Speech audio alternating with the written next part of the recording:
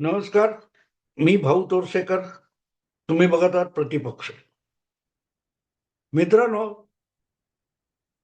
मी अमेरिकेतून सध्या व्हिडिओ करतोय. बॅकग्राऊंड बघितल्यावर तुमच्या लक्षात येईल की मी नेहमीच्या जागी नाहीये. इथे आल्यानंतर 4 दिवसात ज्या बातम्या मिळाल्या, भारतातल्या घडामोडी कळल्या, तेव्हा माझ्या लक्षात आलं की महाराष्ट्रात सुद्धा मोठी उलथापालथ चालू आहे राजकारणाची. आणि लोकसभेनंतरचं पहिलं अर्थसंकल्पीय अधिवेशन महाराष्ट्र विधानसभेचं चालू असताना वरिष्ठ सभागृह मानलं जातं त्या विधान परिषदेतली जी घटना आहे ती खरंच अंगावर शहारे आणणारी आहे. अंगावर शहारे आणणारी आहे. कारण विधान परिषदेतले विरोधी नेते अंबादास दानवे यांनी ज्या प्रकारचं वर्तन केलं त्यावर कारवाई म्हणून विरोधी नेते पद भूषवणारा जो विधान परिषदेतला नेता आहे त्याला 5 दिवसासाठी निलंबित करण्याची कारवाई करावी लागली. ही खरंच शरमेची गोष्ट आहे. मी शरमेची एवढ्यासाठी म्हणतो मित्रांनो की विधिमंडळाच्या भारताच्या जवळजवळ पाऊण शतकाच्या कायदे मंडळांच्या घडामोडी आणि इतिहासामध्ये अनेकदा अनेक सदस्य निलंबित झालेले आहेत. त्यांचं सदस्यत्व रद्द करण्याच्या कारवाया झालेल्या आहेत. पण विरोधी नेता पद हे एक घटनात्मक पद आहे आणि तिथे बसल्यानंतर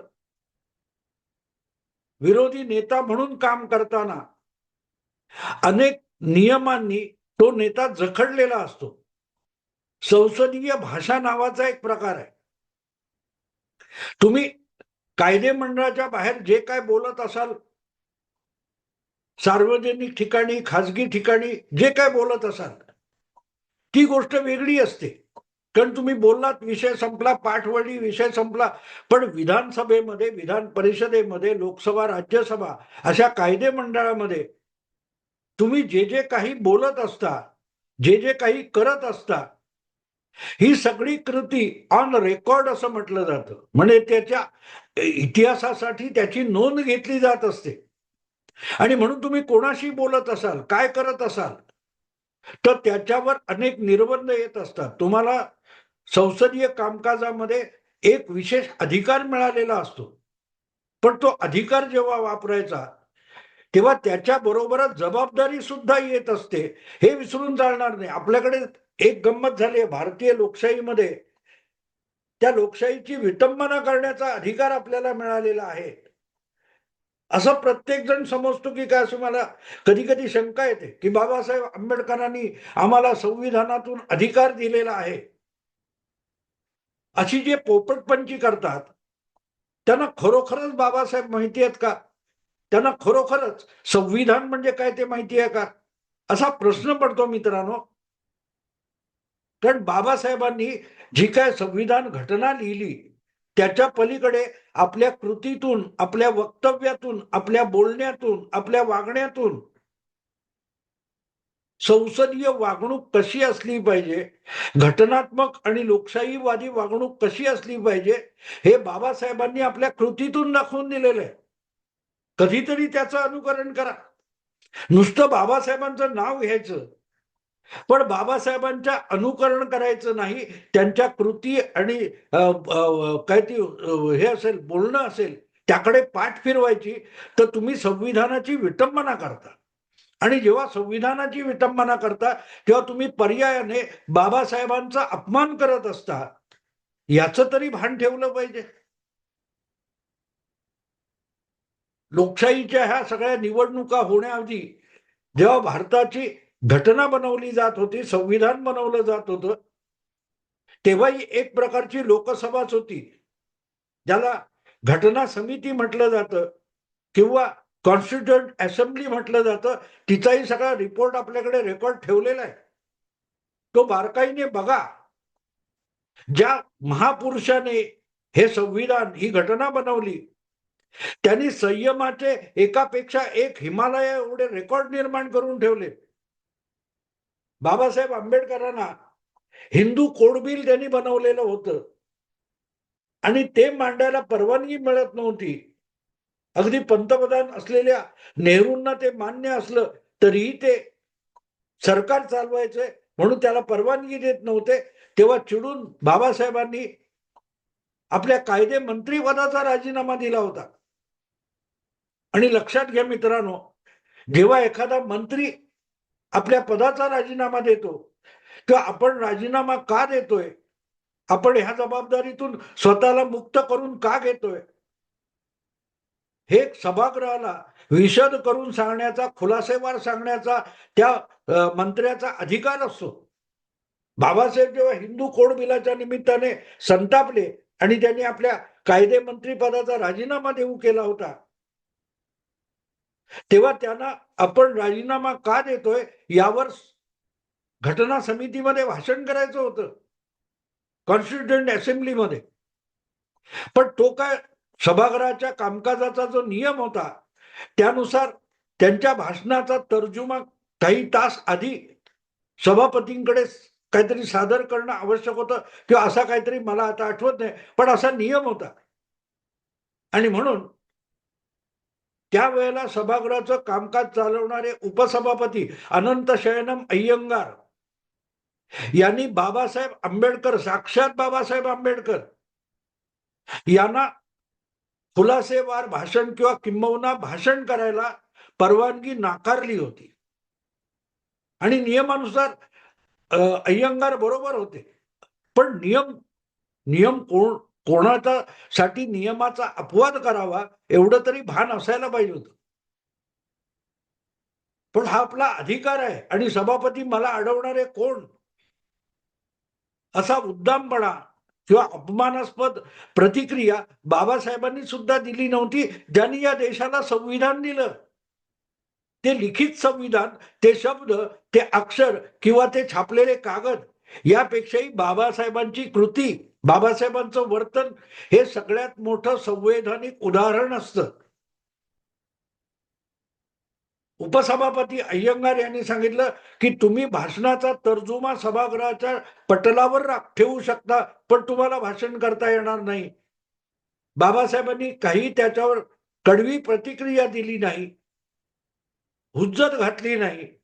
बाबासाहेबांनी आपलं ते लिहिलेलं भाषण हे सभागृहाच्या पटलावर सभापतींसमोर ठेवलं आणि सभात्याग करून बाबासाहेब निघून गेले. बाहेर आल्यानंतर आपल्या भाषणाचा तर्जुमा त्यांनी पत्रकारांना सादर केला.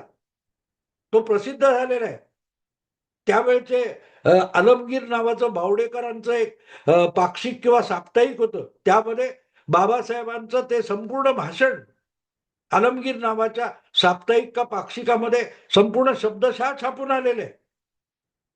पण सांगण्याचा हेतू असा की साक्षात संविधानकारांना सुद्धा सभागृहाच्या नियमांनी बांधील ठेवलं होतं आणि तो संयम बाबासाहेबांनी दाखवला. लोकशाहीचा आणि संवैधानिक अधिकाराचा सगळ्यात मोठा मापदंड खुद्द बाबासाहेब आंबेडकर आहेत.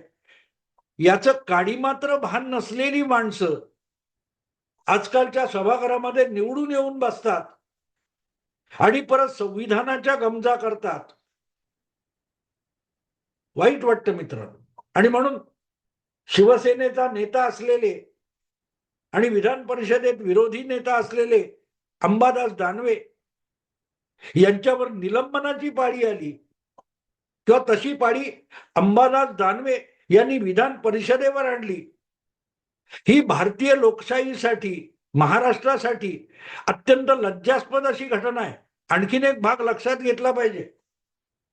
विधान परिषद असो किंवा राज्यसभा असो, हे तसे डायरेक्टली निवडून आलेले, प्रत्यक्ष निवडणूक जिंकून सभागृहाचे सदस्य झालेले नेते नसतात.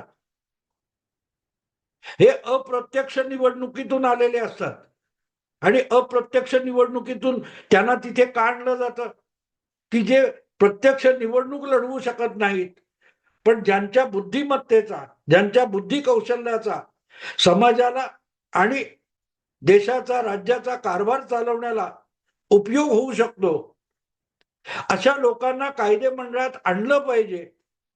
पण त्यांच्यावर निवडणूक जिंकण्याचा बोजा असू नये, भार असू नये म्हणून वरिष्ठ सभागृह, राज्यसभा, विधान परिषद याला वरिष्ठ सभागृह म्हणतात. बुद्धिवाद्यांचं, बौद्धिक वाद विवाद करणाऱ्यांचं सभागृह म्हणून विधान परिषद किंवा राज्यसभा ओळखली जाते.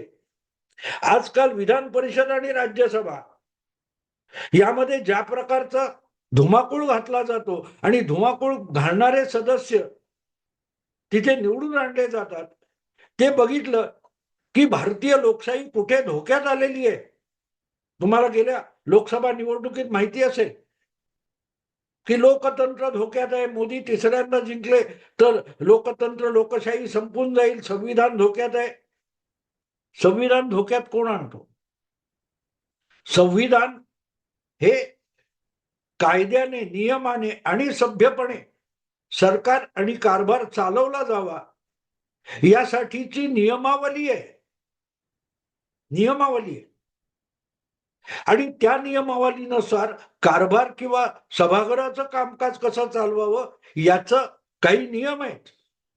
ते नियम धाब्यावर बसवणारे सदस्य जेव्हा अशा सभागृहामध्ये निवडून येतात, निवडून आणले जातात आणि धिंगाणा करतात, तेव्हा लोकशाहीची पायमल्ली होत असते, त्या संविधानाची पायमल्ली होत असते. आणि अंबादास दानवे यांनी नेमकं तसंच काहीतरी केलेलं आहे. त्यांचं भाषण चालू असताना जो काय आक्षेप प्रसाद लाड नावाच्या भाजपच्या एका आमदाराने घेतला, त्यावर बोलताना चक्क अपशब्द वापरण्यापर्यंत दानवे जाऊन पोहोचले. आणि त्यानंतर खुलासा देताना ते म्हणाले की मला बाळासाहेबांचा शिवसैनिक कसा असतो ते दाखवायचं होतं. मला वाटत नाही की अंबादास दानवे यांनी बाळासाहेब ठाकरे यांना कधी जवळून तरी बघितलेलं आहे. बाळासाहेब ठाकरे हे अत्यंत आक्रमक नेतृत्व होतं, हिंदुत्ववादी नेतृत्व होतं आणि हिंदुत्ववाद कट्टरपणे मांडण्यासाठी त्यांनी ज्या काही कृती केल्या होत्या त्या सभागृहात नव्हत्या, सभागृहाच्या बाहेर होत्या. आणि आपली आक्रमकता ही विधिमंडळाच्या चौकटीत बसणारी नाही म्हणून बाळासाहेब ठाकरे यांनी कधी निवडणूक लढवली नाही, कुठल्याही कायदे मंडळाचं सदस्यत्व स्वीकारण्याचा धोका पत्करला नाही, कारण ते आपल्या भूमिकेला चिकटून होते, आपल्या आक्रमकतेला चिकटून होते. त्यांना आमदारकीचा, मंत्रिपदाचा किंवा खासदारकीचा वगैरे मोह नव्हता. त्यापेक्षाही आपल्या भूमिकेचा आग्रह आणि आक्रमकता त्यांना जवळची वाटत होती म्हणून ते अलिप्त राहिले होते.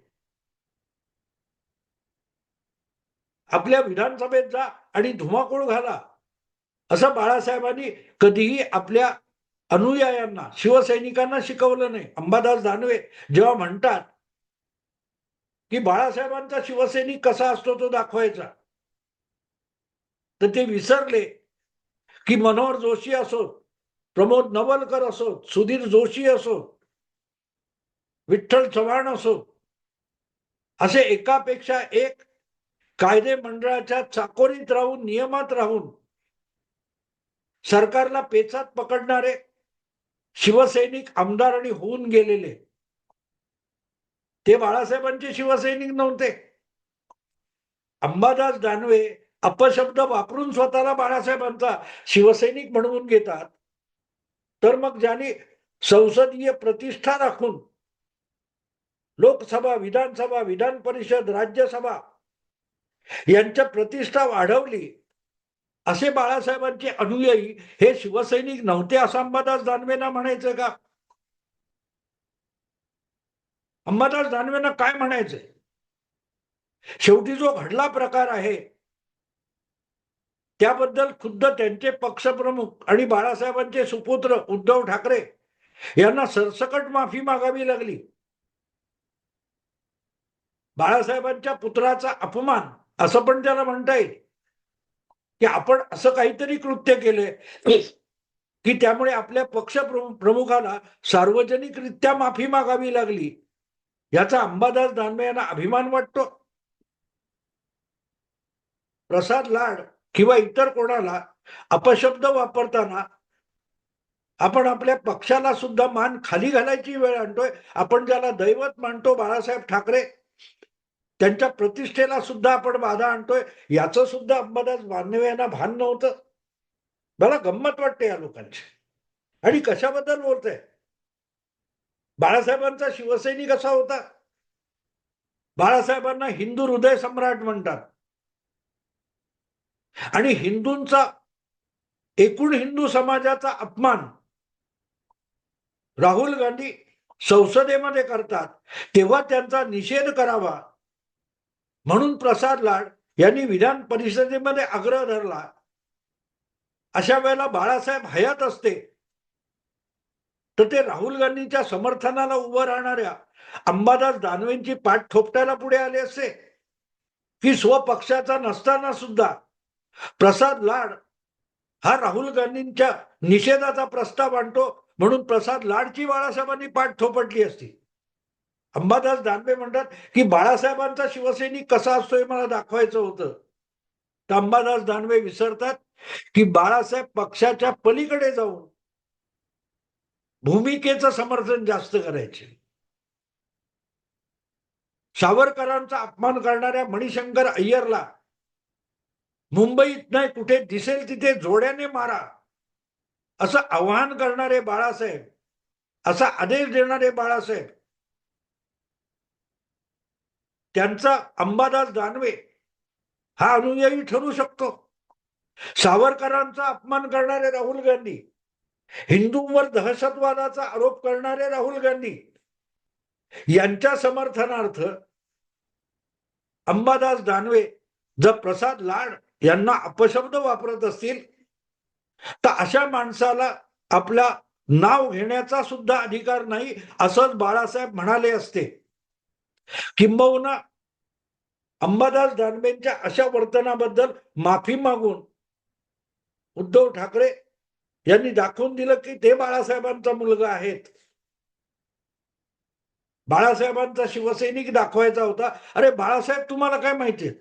बाळासाहेब सोडा, संविधान तुम्हाला माहिती नाही. तुम्हाला संविधानकार, घटनाकार बाबासाहेब आंबेडकर, एखादा माणसं आपण जेव्हा महापुरुष म्हणतो तेव्हा त्यांच्या फक्त बोलण्यामध्ये किंवा त्यांनी लिहून ठेवले त्यापुरता त्यांच्या मर्यादा नसतात.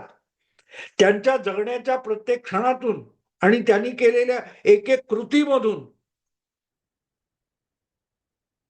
त्यांचं मार्गदर्शन उपलब्ध असतं.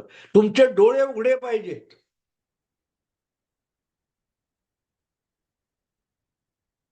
एबीपी माझाचा कॅमेरा समोर आला की उघडले डोळे आणि बघितलं नीट म्हणजे डोळे उघडले असा अर्थ होत नाही.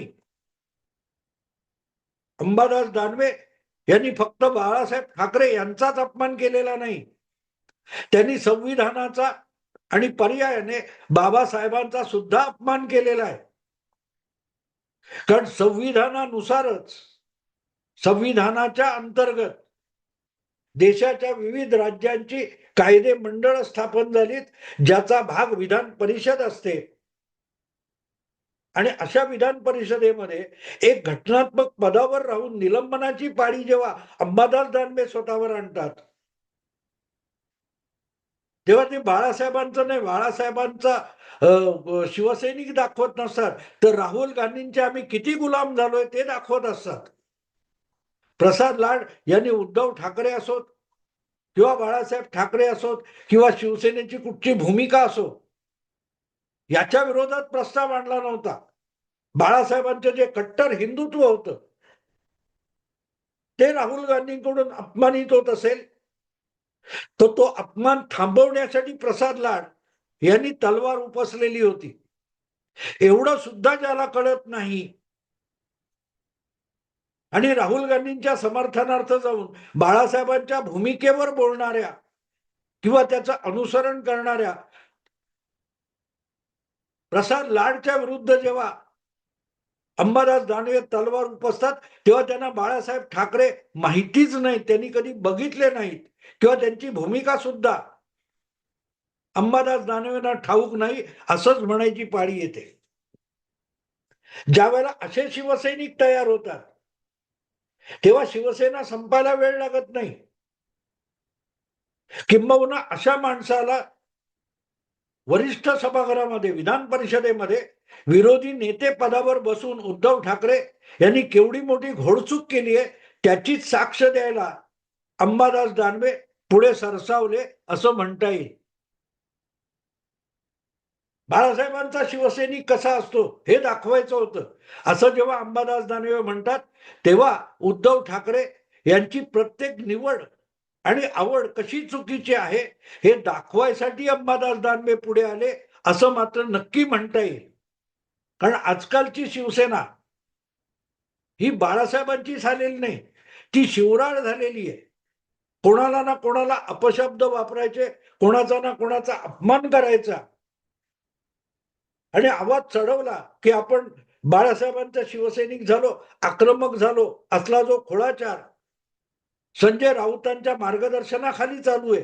हा एक गोष्ट मान्य करावी लागेल, अंबादास दानवे हा उद्धव ठाकरे यांच्यापेक्षा संजय राऊत यांचा शिवसैनिक असू शकतो किंवा शिव्या सैनिक असू शकतो किंवा संजय राऊत यांच्या काळामध्ये सामना हे शिव्या सेना नावाच्या एका प्रकाराचं मुखपत्र होऊन बसलं आणि त्यातून पारंगत झालेले अंबादास दानवे असं काहीतरी करून गेले हे नक्की म्हणता येईल. पण एक गोष्ट निश्चित आहे की अंबादास दानवे यांना निलंबन करण्यातून बाळासाहेबांच्या शिवसेनेचा अपमान झालेला आहे. विधान परिषदेच्या कामकाजाला कलंकित केलेलं आहे या माणसाने. आणि उद्धव ठाकरे यांची प्रत्येक आवड निवड अलीकडल्या काळात कशी चुकीची असते याचाच पुरावा अंबादास दानवे पुढे घेऊन आले असं म्हणता येईल.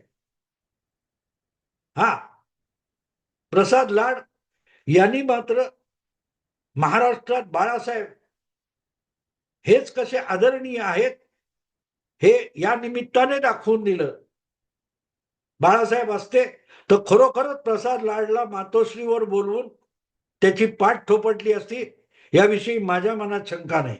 असो मित्रांनो, आता इथेच थांबतो. आवडलं लाईक करा, शेअर करा, सबस्क्राईब करा. नमस्कार.